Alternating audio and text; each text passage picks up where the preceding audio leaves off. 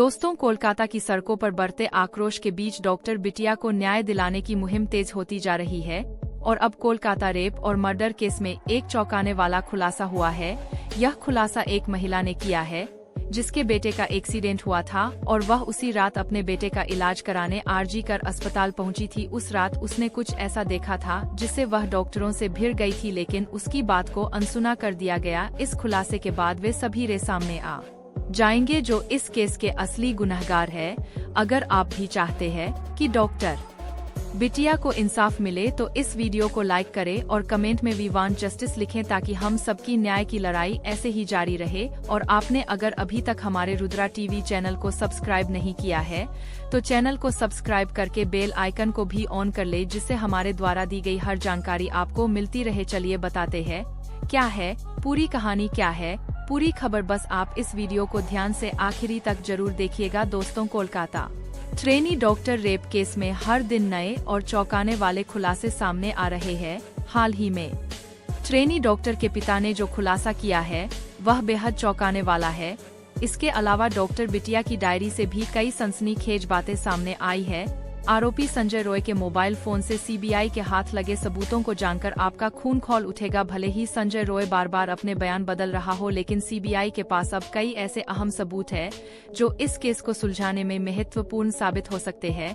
इससे यह भी पता चल सकेगा कि क्या संजय रॉय ने यह घिनौना काम अकेले किया था या उस रात अस्पताल में कोई और भी उसकी मदद कर रहा था। इन सभी खुलासों के बारे में विस्तार से बताने से पहले उस भावुक पत्र का जिक्र करना जरूरी है जिसे डॉक्टर बिटिया की मां ने टीचर्स डे के मौके पर लिखा था, जिसमें उन्होंने अपनी बेटी के लिए न्याय की मांग की थी। अक्सर देखा गया है कि लोग ऐसी घटना के खिलाफ शुरुआत में तो आंदोलन करते हैं, लेकिन कुछ समय बाद सब कुछ भूल जाते हैं।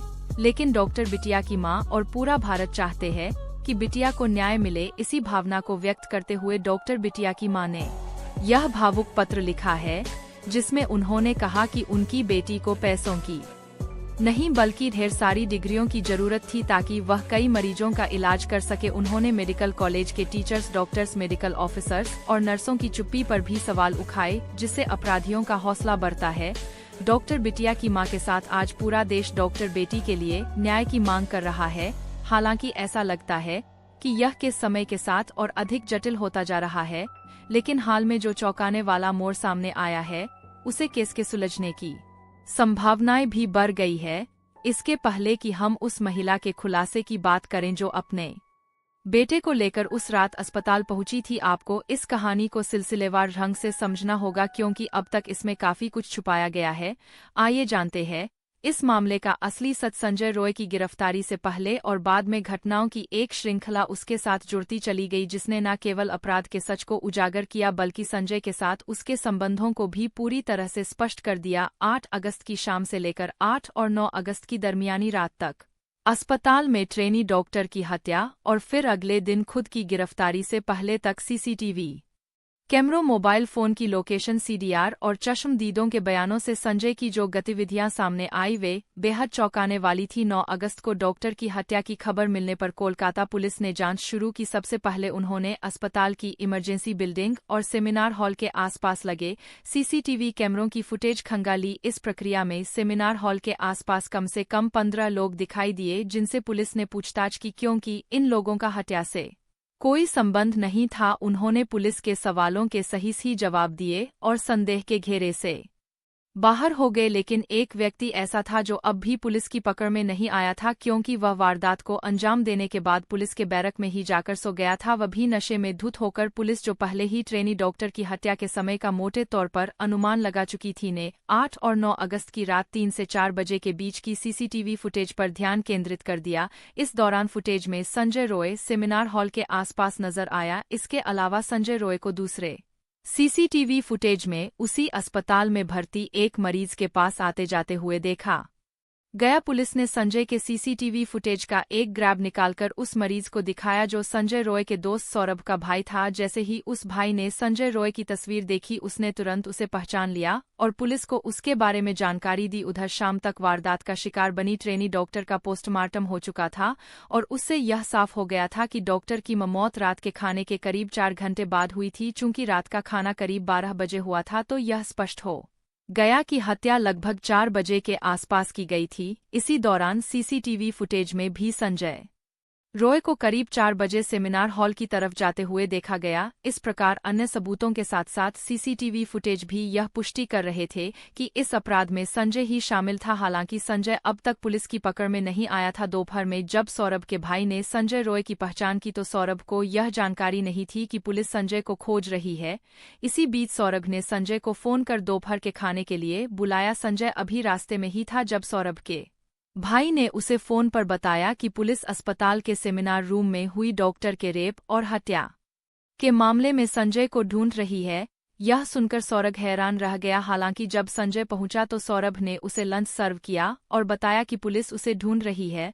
लेकिन सौरभ यह देखकर हैरान रह गया कि संजय ने बिना किसी शिकन के सिर्फ मैं देखता हूं कहकर बात डाल दी। इसके बाद संजय ने खाना नहीं खाया, लेकिन बैरक में पहुंचकर उसने फिर से शराब पी और वहीं सो गया। कोलकाता पुलिस जब उसे ढूंढते हुए पुलिस बैरक में पहुंची तो वह नशे में धुत वहीं सोता हुआ मिला। गिरफ्तारी के फौरन बाद उसने न सिर्फ अपना जुर्म कबूल कर लिया बल्कि पुलिस से कहा मुझे फांसी दे दो। लेकिन यह सिर्फ गिरफ्तारी के वक्त की बात नहीं थी। अगले दिन भी संजय रॉय के चेहरे पर कोई अफसोस नहीं था। वह पूछताछ में बेहद आराम से सभी बातें कबूल कर रहा था और पुलिस को पूरी घटना की जानकारी दे रहा था। इस जहां संजय भी सौरभ के पास आ गया। इसके बाद सौरभ जो वारदात से दोनों मरीज को अस्पताल में छोड़कर बाहर गए की तरह शराब पीने के बाद वे दोनों नॉर्थ कोलकाता में स्थित रेड लाइट एरिया सोनागाछी के लिए वहां सौरभ के अस्पताल के अंदर चला गया। लेकिन कराया था वह दोपहर में अपने भाई को सोनागाछी के अड्डे के अंदर जाने का मौका नहीं मिला। इसलिए जब सौरभ गया था जहां तो दोनों ने पूछताछ की भर्ती के बाद रात 10:30 बजे वह फिर से अस्पताल पहुंचा। कोलकाता में स्थित है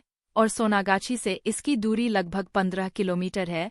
8 और 9 अगस्त की रात दोनों सोनागाछी से बाइक पर चेतला पहुंचे, लेकिन यहां भी संजय को अंदर जाने का मौका नहीं मिला। चेतला में भी सौरभ जिस्म फरोशी के अड्डे के अंदर गया जबकि संजय बाहर ही खड़ा रहा। जांच में खुलासा हुआ है कि चेतला के बाहर खड़े खड़े ही संजय ने अपनी गर्लफ्रेंड को फोन किया और उससे वीडियो कॉल पर बात की। इसी दौरान उसने अपनी गर्लफ्रेंड से कुछ प्राइवेट तस्वीरें भी मांगी। दूसरे जिस्म फरोशी के अड्डे पर पहुंचकर भी संजय किसी से संबंध बनाने में असफल रहा। जब पुलिस ने इस बारे में उससे पूछताछ की तो उसने कहा कि उसके पास पैसे नहीं थे, लेकिन पुलिस को उसके इस जवाब पर भरोसा नहीं हुआ। पुलिस का मानना है कि संजय रॉय के मन में किसी वारदात को अंजाम देने की साजिश पहले से ही चल रही थी, इसीलिए उसने इन अड्डों पर भी किसी के साथ संबंध नहीं बनाया। सौरभ ने पुलिस को बताया कि उसे बाइक चलानी नहीं आती थी, इसलिए उस रात शराब पिए होने के बावजूद संजय ही बाइक चलाता रहा। दोनों जब दो रेड लाइट इलाकों से घूमकर वापस आरजी करण अस्पताल के पास पहुंचे तो संजय ने बैरक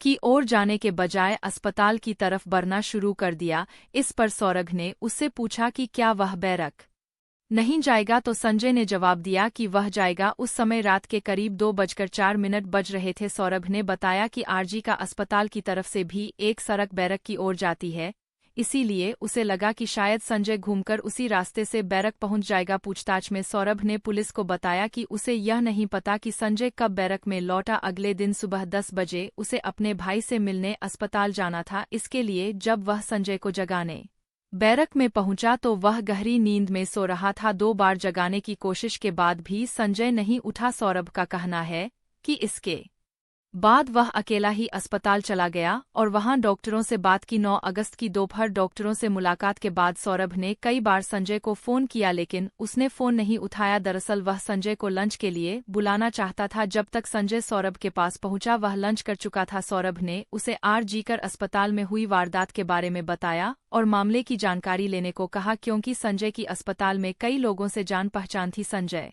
ने जवाब दिया कि वह इस बारे में चेक कर रहा है।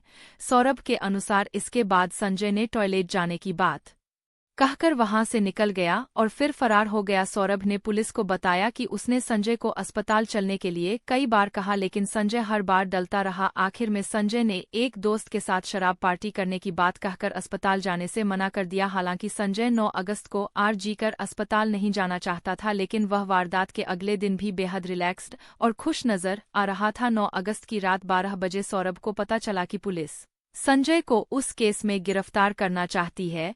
उसने संजय को कई बार फोन किया पर संजय ने फोन नहीं उठाया। कुछ समय बाद पुलिस ने संजय को गिरफ्तार कर लिया। जब आरोपी संजय का पॉलीग्राफ टेस्ट हुआ तो उसने खुद को बेगुनाह बताया। उसने कहा कि जब वह सेमिनार हॉल में गया था उस समय डॉक्टर बिटिया की मौत हो चुकी थी और उसका शव वहां पड़ा था। शव को देखकर वह डर के मारे भाग गया। जबकि संजय ने 10 अगस्त को गिरफ्तार होने के बाद अपना जुर्म कबूल कर लिया था। क्या अब उसका अपने बयान से यू टर्न लेना इस ओर इशारा करता है कि उसे फंसाया जा रहा है और वह निर्दोष है, या फिर संजय रॉय यह समझ चुका है कि वह बच नहीं सकता और इसलिए नई नई कहानियां बना रहा है? इसी बीच सुकांत मजूमदार ने गुरुवार को संदीप घोष पर घटनास्थल पर सबूतों के साथ छेड़छाड़ करने के गंभीर आरोप लगाए हैं।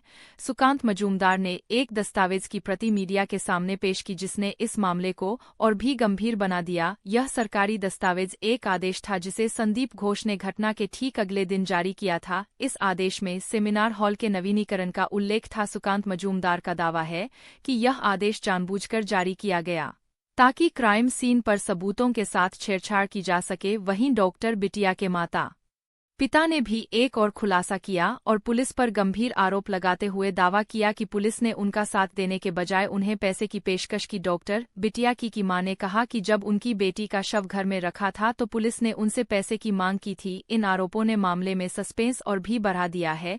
इतना ही नहीं, डॉक्टर बिटिया के माता पिता का यह भी आरोप है कि पुलिस ने उनकी बेटी के अंतिम संस्कार में जल्दबाजी की। डॉक्टर बिटिया के चाचा ने भी आरोप लगाया कि पुलिस उनसे एक सादे कागज पर साइन करवाना चाहती थी लेकिन उन्होंने साइन करने से इनकार कर दिया और कागज फाड़ दिया। न्याय की इस जंग में हर नया मोड़ केस को और भी उलझा जा रहा है। इसी बीच हुगली के कोन नगर के रहने वाले 28 वर्षीय विक्रम को गंभीर हालत में शुक्रवार को आरजी कर अस्पताल लाया गया था। विक्रम की मां कविता भट्टाचार्य जी के मुताबिक उसके बेटे का ट्रक एक्सीडेंट हुआ था जिससे उसे गंभीर चोटें आई थी और बहुत खून बह चुका था। जब वे अपने बेटे को आरजी कर अस्पताल लाए तो वहां कोई डॉक्टर नहीं मिला। इमरजेंसी वार्ड में भी कोई डॉक्टर मौजूद नहीं था। विक्रम को तुरंत सर्ज की जरूरत थी लेकिन ऐसा नहीं हुआ और उसकी जान चली गई। इस पर आरजी कर अस्पताल के मेडिकल सुपरिंटेंडेंट और वाइस प्रिंसिपल डॉक्टर सप्तर्षि चटर्जी ने कहा कि विक्रम की मौत डॉक्टरों की लापरवाही से नहीं हुई बल्कि उसे तुरंत ट्रामा केयर में ले जाया गया था। अब लोग कह रहे हैं कि यह घटना उसी वक्त की है जब डॉक्टर बिटिया के साथ दरिंदगी हुई थी और इस घटना को डॉक्टर बिटिया के केस से जोड़ा जा रहा है।